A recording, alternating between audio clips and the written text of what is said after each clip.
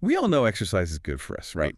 Like keeps our bodies in shape. Hmm. But did you know it can actually change your brain? Yeah, it's pretty amazing. Today we're going to do a deep dive into how exercise impacts our brains. It might just convince you to move a little bit more. It might just do that. So our source material for today is this article called The Effects of Exercise on Brain Function.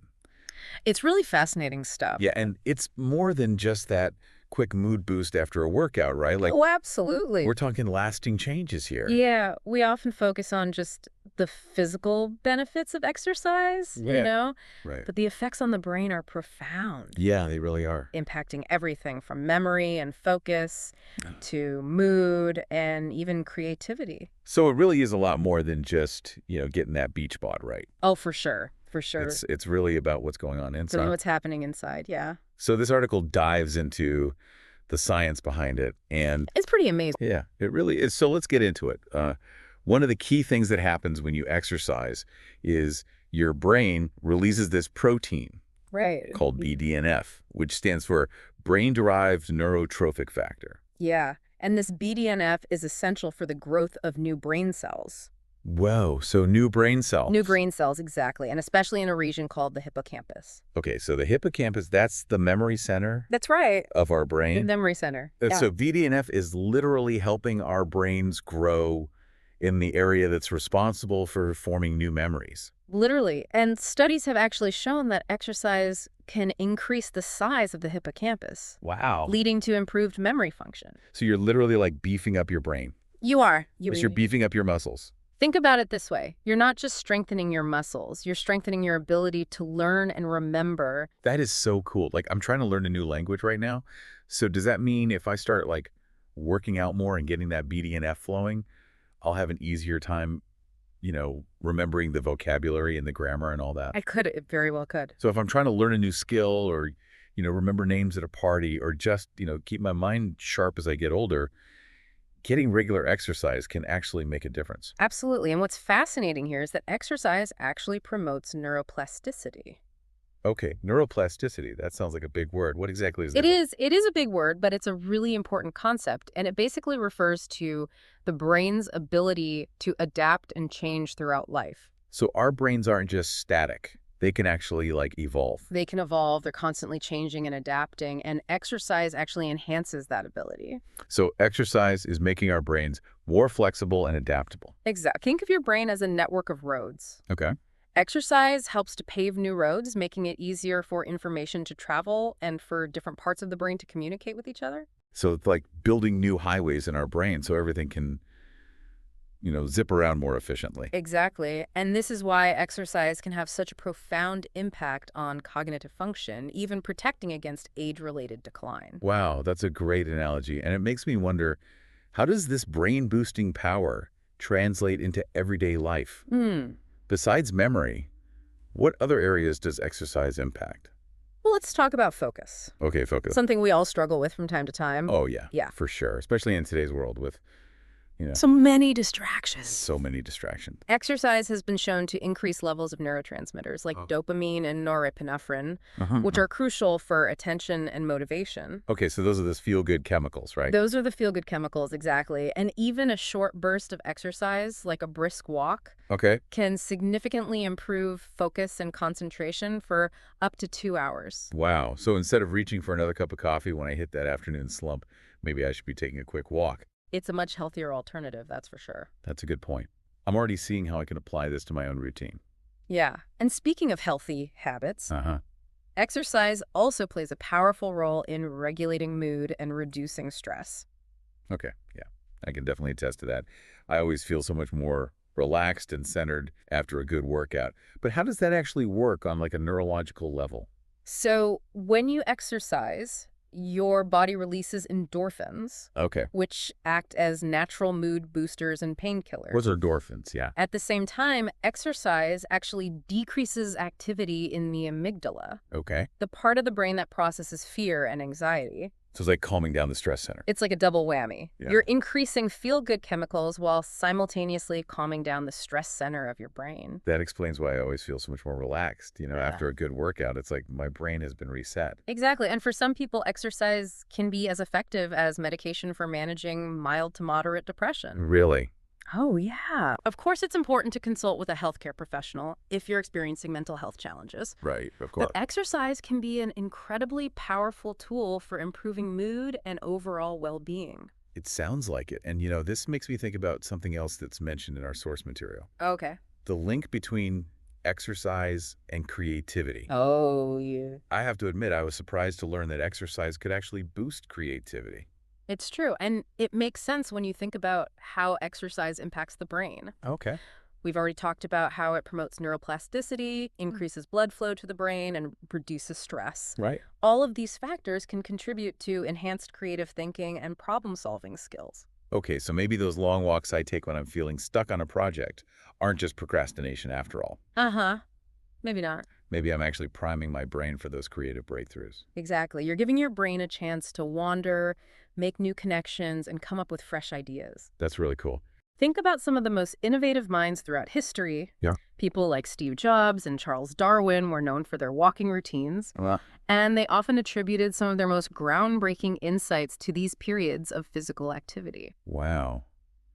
I'm starting to see a pattern here. It seems like incorporating more movement into my routine could benefit me in so many ways. Yeah, definitely. But I'm curious, are all types of exercise created equal when it comes to these brain-boosting benefits? That's a great question, and the answer is it depends on what you're looking to achieve. Different types of exercise offer unique benefits for the brain. Okay, so let's break it down. Where should we start? Let's start with the classic aerobic exercise. Okay, Think running, swimming, cycling, okay. activities that get your heart rate up and increase blood flow to the brain. Yeah, good old cardio. I've definitely felt that post-run clarity before. Like you just feel Oh, yeah. so much more clear-headed. Runner's high. Yes. And it's interesting, aerobic exercise is particularly beneficial for the hippocampus. The memory center we talked about earlier, it boosts the production of BDNF, Yeah. which helps those brain cells grow and thrive. So if I'm prepping for a big presentation or trying to learn a new language, like I was saying, lacing up my running shoes might actually give me a mental edge. It very well could. Wow. And it's not just about memory. Aerobic exercise has also been shown to improve attention span and reduce the risk of cognitive decline as we age. So it's a win-win for both short-term and long-term brain health. Absolutely. What about strength training? Does pumping iron have any impact on brain power? Absolutely. While we often associate strength training with physical benefits, Right. it's incredibly beneficial for cognitive function as well. Strength training helps to enhance executive function, Right. which includes things like planning, organization, decision-making, and impulse control. Okay, so you're telling me that lifting weights can actually make me more organized and better at making decisions. That's a benefit I never would have expected. It's true, and it's particularly important as we age. Maintaining muscle mass is crucial for overall health and strength training, helps to protect against both physical and cognitive decline. So it's not just about building biceps. It's about building a more resilient brain for the future. Exactly. I'm definitely rethinking my approach to exercise now. I think we all are. And speaking of resilience, let's not forget about mind-body exercises like yoga and Tai Chi. These practices are incredibly powerful for managing stress and cultivating a sense of calm and focus. Yoga and Tai Chi. Yeah. I've tried both, and I always feel so much more grounded and centered afterward. But how do they work their magic on the brain? These practices combine physical movement with deep breathing and mindfulness, Okay, which helps to regulate the nervous system and reduce stress hormones like cortisol. okay. They've also been shown to increase activity in the prefrontal cortex, Yeah. the part of the brain responsible for executive function and emotional regulation. So it's like a holistic approach to well-being, addressing both the physical and mental aspects of stress. Precisely. And by creating a more balanced internal environment, these practices allow the brain to function at its best. I love the, okay, so we've covered aerobic exercise, strength training, and mind-body practices. Are there any other types of movement we should be exploring? Well, high-intensity interval training, or HIIE, has become increasingly popular in recent years. Okay. And for good reason. It's an incredibly efficient way to get a great workout in a short amount of time, and it offers some unique cognitive benefits as well. Yeah, I've heard about HIE. It's all about those short bursts of intense activity, right? Exactly. I'm always looking for ways to maximize my time, so tell me more. HIIC workouts involve alternating between periods of high-intensity effort and short recovery periods. Okay. This type of training has been shown to improve both cardiovascular fitness and cognitive function. So it's like a two-for-one deal. It is. What specific cognitive benefits are we talking about? HIA has been shown to improve attention span, processing speed, and even decision-making abilities. And because it's so challenging, it can help to build mental toughness and resilience as well. That makes sense. It's like you're training your brain to push through discomfort and stay focused under pressure. Yeah. Okay, I'm convinced I need to add some HIIT to my routine, but as much as I love learning about all these benefits, I think the biggest challenge for a lot of people is simply making exercise a consistent habit. Any tips for overcoming that hurdle? You're absolutely right. It's one thing to understand the benefits. It's another thing to actually put it into practice. Yeah. One of the best things you can do is to start small and gradually work your way up. So don't try to go from couch potato to marathon runner overnight. Exactly. Small changes are much more sustainable in the long run. Okay. Maybe you start by taking the stairs instead of the elevator or walking during your lunch break. The key is to find ways to integrate movement into your daily life without feeling overwhelmed.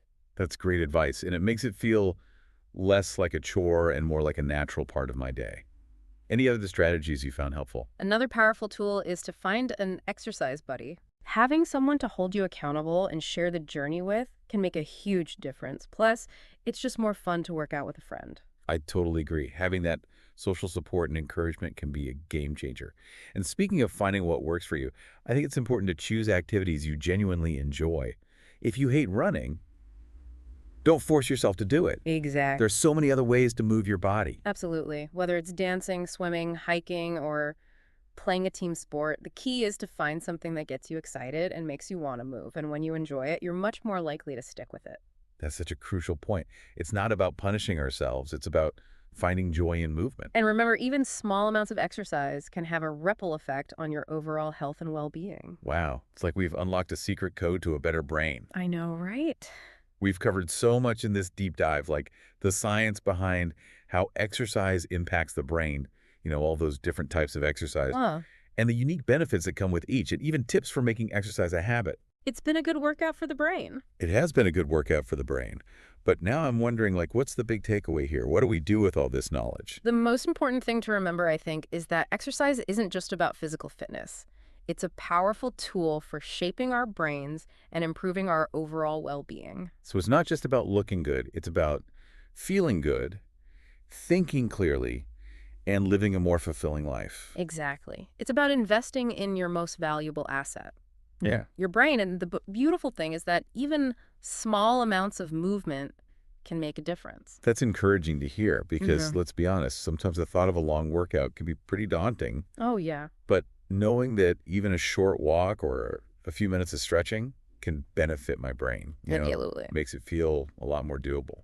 It's all about finding what works for you and your lifestyle. Right. The key is to make movement a regular part of your routine. Oh. Whether it's incorporating short bursts of activity throughout the day or scheduling dedicated workout sessions. And I love that idea of reframing exercise as an act of self-care Yes. rather than a chore. It's about nourishing my brain and my body, not punishing myself. Precisely, when you approach exercise with that positive mindset, it becomes something you look forward to rather than something you dread. Exactly. And it sounds like finding joy in movement is a really crucial part of the equation. Yeah. If we choose activities that we genuinely enjoy, we're much more likely to stick with them For sure. in the long run. Absolutely. And remember, it's a journey, not a destination. There will be days when you're more motivated than others. Right. And that's okay. The important thing is to keep coming back to it, even if it's just for a few minutes at a time. Yeah, it's about progress, not perfection. And every step we take, no matter how small, is a step towards a healthier, happier, and more resilient brain. Well said. So as we wrap up this deep dive, I want to leave you with a challenge. What's one small step you can take today to incorporate more movement into your life? Maybe it's taking the stairs instead of the elevator, parking farther away from the store, or simply dancing around your living room for a few minutes. Whatever it is, make a commitment to yourself and your brain to move more and watch as those benefits unfold. Thanks for joining us on this fascinating exploration of the incredible connection between exercise and the brain. We'll see you next time for another deep dive.